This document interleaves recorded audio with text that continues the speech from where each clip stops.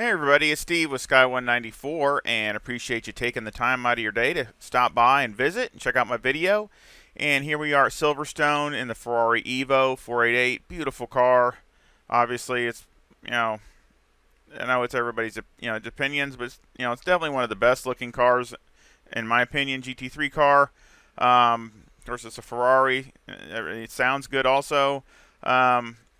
And I just had a request for a setup here at Silverstone. And to be honest with you, this is a really tough track. I'm not the greatest here at Silverstone, but it's a hard track because the abrasiveness of it and the lack of grip, and it's just absolutely destroys the left front tire. I don't care what car you got; it doesn't make a difference if it's front engine, rear engine, mid engine, whatever it is.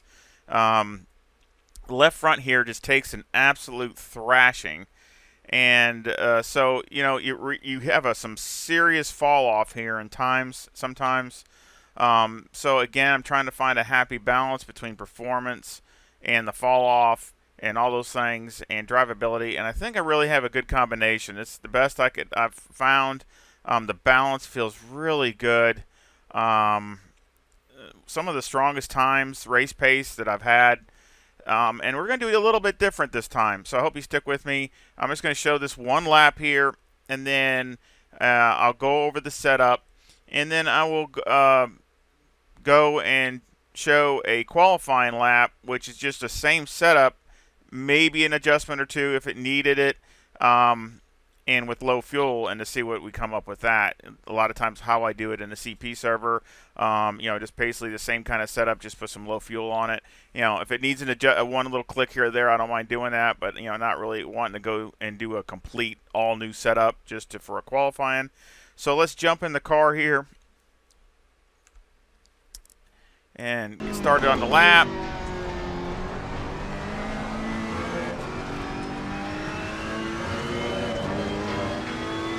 Takes turn one great. I struggle a lot of times with this turn one, but this car really does good coming up here just past the 50. You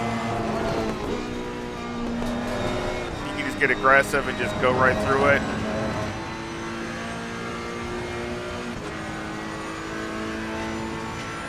And obviously up here, it is really good through these S's.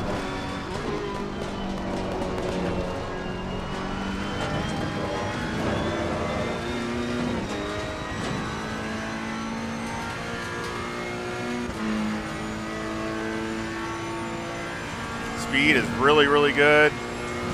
You saw it was 157 down there, and that's definitely near one of the top speeds that I've seen out of the GT3 cars. So I'm really happy with that.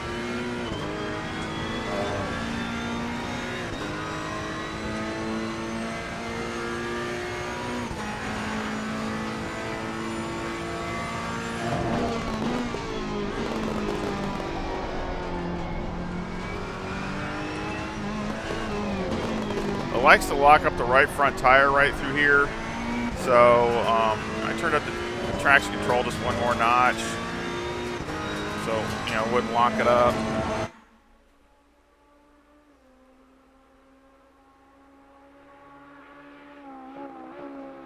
That was my fast lap at a 159.18. Of course, I started with 80 liters. I got 60. You can see I got 65 liters still on the car. So let's go ahead and get done with that. But you can see it's definitely pretty stable going through there for those S's. Those are difficult turns. Of course, I was pushing it as hard as I could, basically trying to do almost like a qualifying lap every time. Maybe pushing a little too hard at times. But I was really wanting to see what it would do and how it would react. Of course, it was just 15 minutes, but there's this fast lap, and you got 59 60s, 50s, 60s, 60s, 70. A couple of these again, I make small little teeny errors.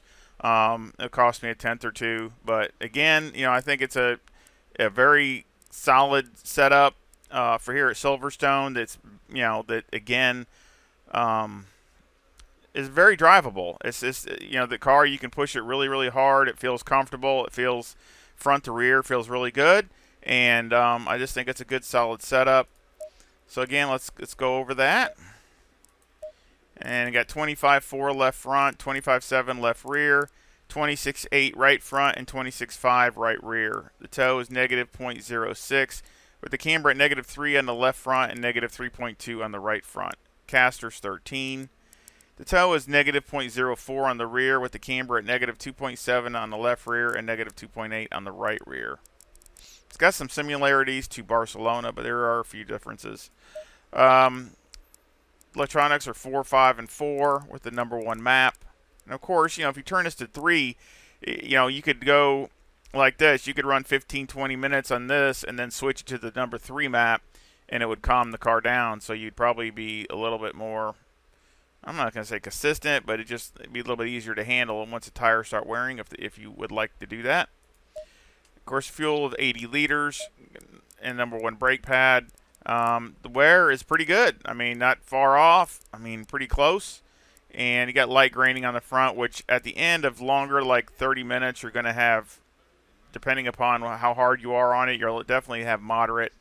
It could be significant or whatever that the next one is up, but usually it's at least moderate. So none on the rear, but you'll have that on the front, which is common with any car I bring here at Silverstone. It seems like they have the same thing. Again, they're just abrasive track. Mechanical, got 32 on the anti-roll bar, 55 on the brake bias. Steering ratio is 14. Actually, I might even go 13. Let's say 13. Let's go 13. 13, which you can always slow it down if it turns too fast, but I don't like turning the wheel too much. So, again, that's just a personal preference. Springs are 151,000 in the front with a bump stop rate of 800 and a bump stop range of 5. And the springs in the rear are 127,000 with a bump stop rate of 500 and the bump stop range of 30. Anti-roll bar's 5 and the preload on the diff is 50. Shocks on the front are 6376 and on the rear they're 5465. Aero got 59 in the front, 58 in the rear with a 10 rear wing and a 3 in the brake ducts, and the front aero variation is a negative 0.8. And again, like I talked about in Barcelona, this will come up 1.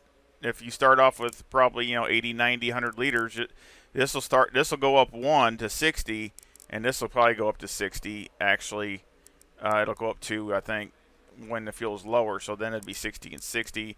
Of course, your tires are worn, but I mean, or even if you got tires, it'll still be 60 and 60, which would still be very comfortable as far as your ride heights and your balance and everything. So that's, again, I did that also to try to help with a little bit of the balance of the car and the rotation. So and now and later in the stint.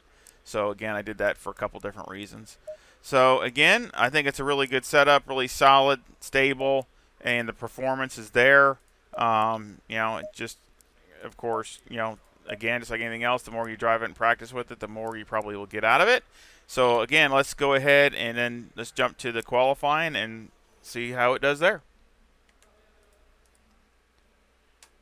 Okay, here we are back here at Silverstone with the qualifying effort. I made I think, was it 1?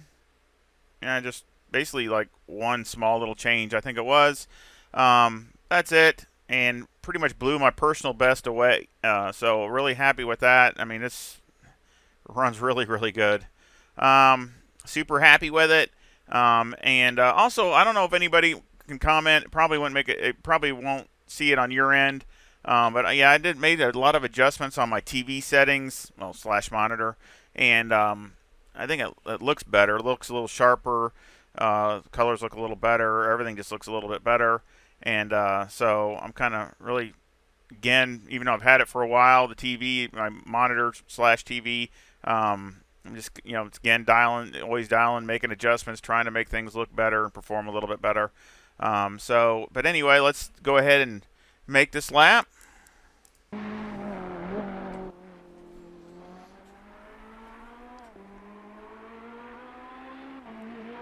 I come off there a little bad.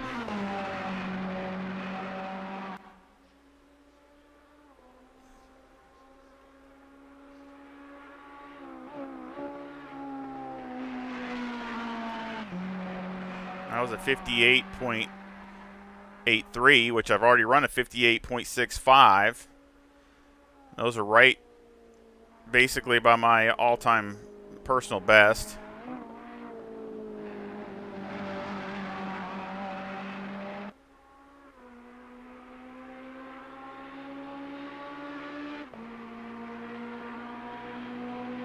Pretty much maxed out fifth gear. I mean, right up against the limit, just about on the limiter.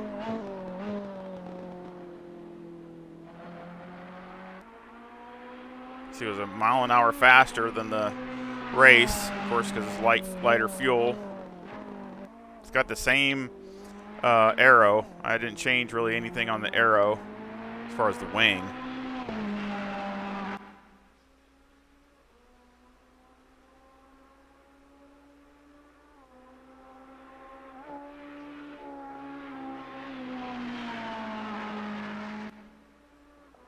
That's one of my favorite sections going through there, and it's just rock solid.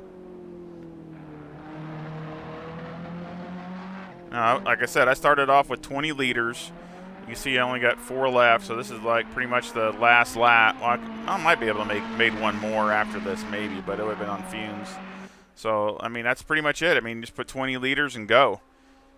You could run the whole, whole qualifying, and that way you can get in a position where, if you have traffic, you can back off or do whatever you need to do. So you just about locked up a little bit right there. So again, that's a real bad spot for it to do that.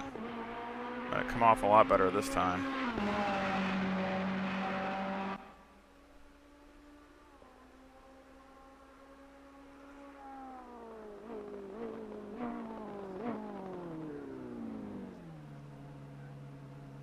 That was a 158.38.